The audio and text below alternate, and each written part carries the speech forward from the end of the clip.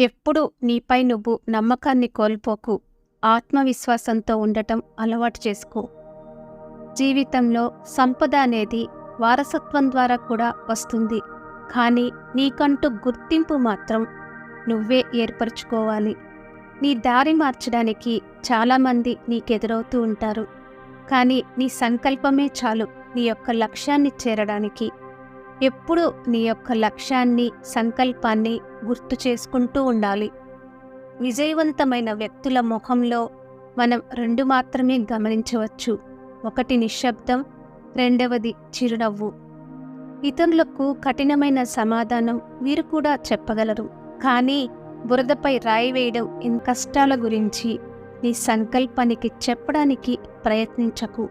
నీ పనిలో ఉండే కష్టాలకు నీ సంకల్పం యొక్క గొప్పతనాన్ని చెప్పడానికి ప్రయత్నించు.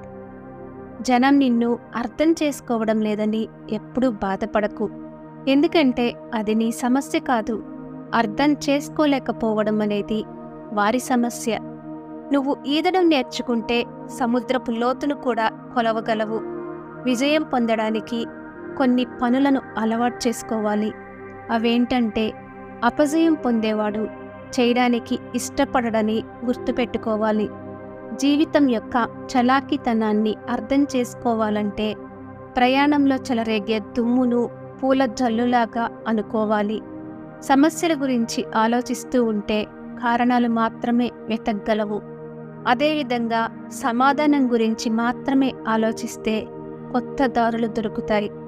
నీకుండే సమస్యల కంటే నువ్వు చాలా బలవంతుడివి. అది నువ్వు అర్థం చేసుకో చాలు.